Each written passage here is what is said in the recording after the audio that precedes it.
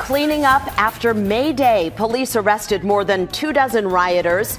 We'll show you the damage after protesters smashed windows, spray-painted buildings, and lit fires. Also, Jimmy Kimmel gets political. His newborn son just had major heart surgery. Hear his emotional story and what he has to say about healthcare funding. It is Tuesday, May 2nd. Thanks for waking up with us here on Sunrise. Hey, right on cue, our week of hope. It's giving us some warmer weather. You guys don't forget about the sunscreen. We should really be wearing it all year round. But you know, as the sun comes out, more people are thinking about that. And there are some big misconceptions about how to protect your skin.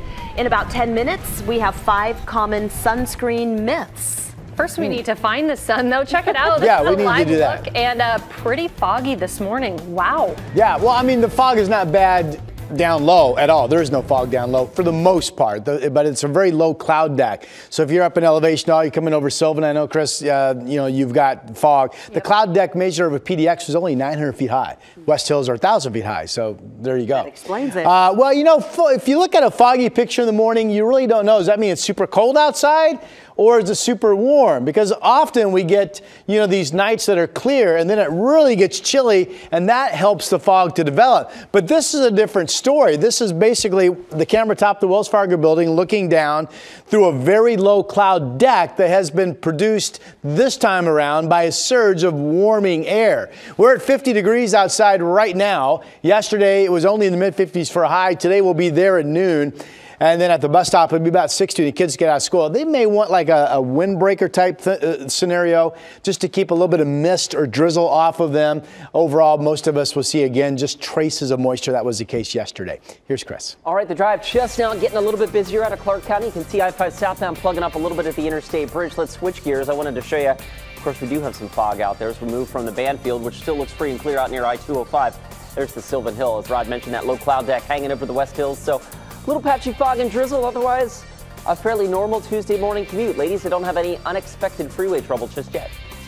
Chris, thank you. New this morning, at least one person is seriously hurt after a nasty crash in southeast Portland. One of the cars even flipped on its side.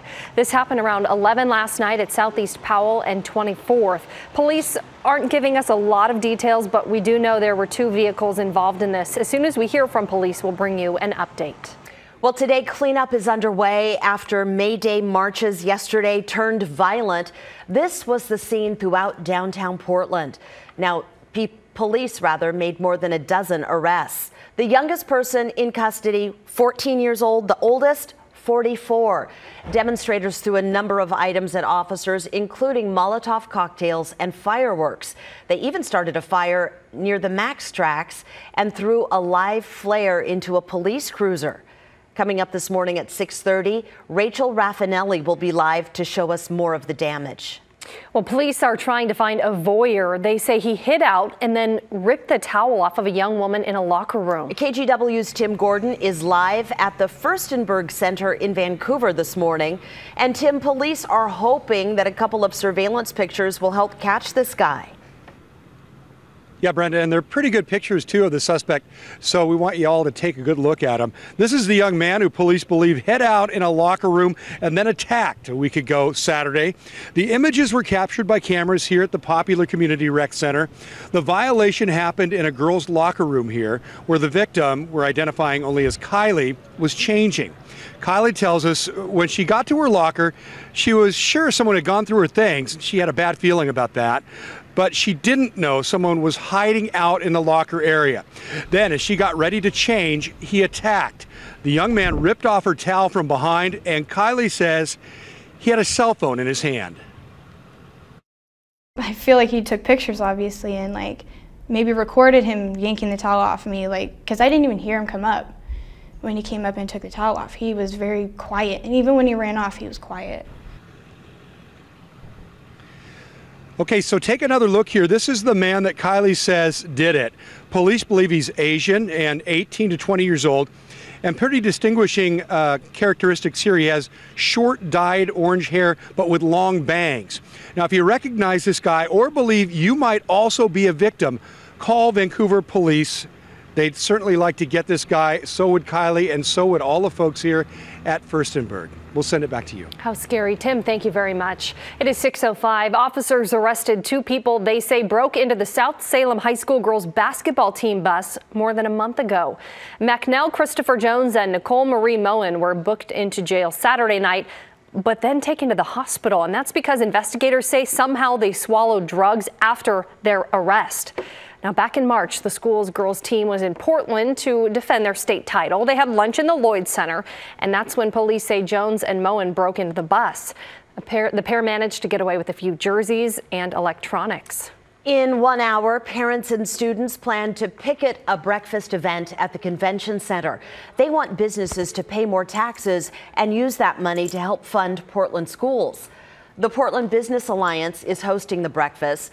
The group of picketers says the PBA made a promise to help support the corporate tax. So far, they don't believe the organization has kept that promise. Parents and community leaders say without that money, Portland Public Schools will lay off hundreds of staff. President Trump will call Russian President Vladimir Putin today. They're expected to talk about the rising tensions with North Korea. This will be their first conversation since the U.S. dropped the mother of all bombs on an ISIS stronghold last month. Putin refused to meet with Secretary of State Rex Tillerson after the strike. Today's phone call is set for 9:30 a.m. local time. President Trump will then meet with his national security advisor after the call. The president says he's willing to meet with North Korea's Kim Jong-un to try and diffuse tensions over North Korea's nuclear program. He says it must be, though, under the right circumstances. It's 6:06 this morning. Usually, Jimmy Kimmel gets a lot of laughs during his monologue, but last night it was filled with tears. His newborn son just got diagnosed with a rare heart condition. He shared the story in an emotional 13-minute speech. His son Billy was born 2 weeks ago. Kimmel says at first he seemed fine, and then the nurses noticed some changes in the baby, like the color of his skin. It was looking a little purple. Doctors eventually diagnosed him with heart disease. And it's a terrifying thing. My wife is back in the recovery room. She has no idea what's going on. And I'm standing in the middle of a lot of very worried-looking people, kind of like right now. On Monday. Billy had surgery last Monday. He's recovering, but still needs to have 2 more operations. Now, Kimmel doesn't usually talk politics, but he criticized President Trump for the National Institutes of Health. He thanked Congress for actually increasing funding in the latest budget deal. Kimmel said a budget cut would hurt children dealing with similar health situations. Well, production is continuing on your favorite shows and movies this morning. That's because the Writers Guild of America and the studios just reached an after-hours deal. Their current agreement ended at midnight. The writers voted to authorize a strike last week. They wanted better pay, more freedom to find work under contract, and cheaper health care. We're not exactly sure of the new details of that new 3-year agreement, but we should learn more about the terms on Thursday. It is 6:08 this morning. Yes, it is. Come back to us. Here we go. There you go. And we wanted to show this Yeah. sky cam again because we've been kind of focused on those low clouds just hanging over the West Hills. Yeah, kissing the downtown cityscape. You can see visibility is absolutely 10 miles or close to it in spots down low. It's just a low cloud deck. But it's a reminder that we're in this push of warm air coming in that produces the low cloudiness. And like yesterday, most of us yesterday had either a trace of moisture or like 0.02, 0.03, 100th of an inch. And I expect the same thing today. This is the day we've started getting into the warmer air, and then the big full surge of warm air is what's coming in today. And then tomorrow we finally get the sun and we get the warm air that we've been talking about. So here's the main warm air punch. Now, some forecast models, to put all of the cards on the table, so to speak, do show we actually get into some bona fide steady rain at some point this afternoon as this main boundary comes in. You can see you're picking up a little bit of light rain right there. If that doesn't happen, and quite frankly, I think the odds favor what I'm about to say now, and is that would be that today just continues to be what we saw yesterday, which is just some misty weather. Maybe there's a light shower at times, but most of us don't pick up much more than a trace of moisture. We are in the first surge of warm air, so we're at 50. Yesterday it was 37, 40 degrees. Visibility overall for most of us is good, unless you live up in elevation. This shows reduced visibility out in Troutdale to about 5 miles. Good visibility 10 miles down in Salem. Here are the current numbers. Some 40s like Newbury, but most of us are 50 degrees, and some of us are even slightly warmer. There's Kaiser and Salem at 52. So your planner today, the low gray clouds, they hang all day long. They produce a little bit of mist, some traces of moisture. There's that chance, as I mentioned, that we do get into more of just some light rain this afternoon. We'll see what happens. 55 at noon, about 63 degrees for high temperatures. That's more comfortable than yesterday's mid-50s. Temperatures are fairly warm across all areas as everybody's getting into this push of warmer air, and we have the cloud cover. Upper 50s at the beach today, 60 a little bit warmer up and down I-5, and then 60s out east as well. And you folks, some of you will see just a trace of moisture like we will here on the west side. Snow level, by the way, goes high to 9,000 feet. So if you're headed up to Timberline today, the one resort that's open right now today, you will find very soft conditions. Okay, tomorrow we're finally behind the warm front. We get the sun, we get the warmth. We're calling tomorrow now. I'm into catchphrases lately. We're calling tomorrow the bullseye of pleasantness. 81, 82 Thursday. And then we have 2 days of showers. But then we go back to dry and really nice weather, 73 by Monday. How many more names can you come up with for this week?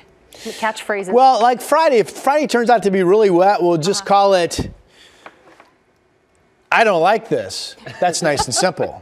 We won't like work that. on that. I could work on that one. Hard to Rob, sell thank you. The week of hope didn't quite. No, a week of hope is still turning. A week of hope is still turning. Now you're giving mixed signals. You can't do that.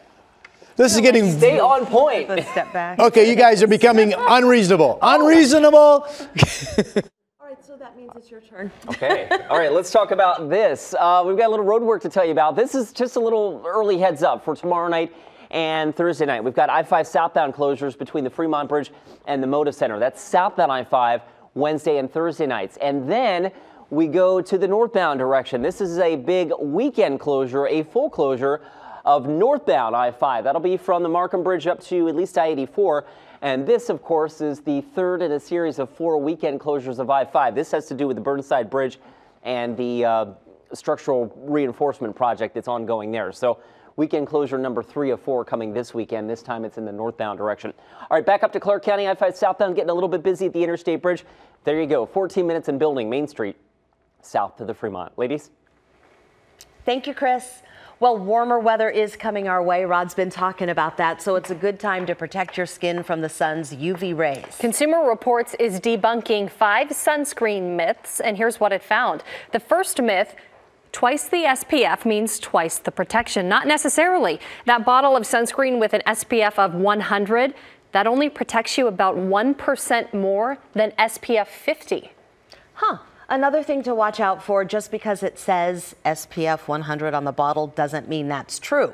Consumer Reports tested this. It found 18 out of 20 of the sunscreens in their report didn't provide what they promised after getting wet. Spray sunscreens provide the best coverage. Another myth. Health experts say that's not true. They are protective if you use them correctly, but with the spray, it's really hard to know how much sunscreen you're actually using.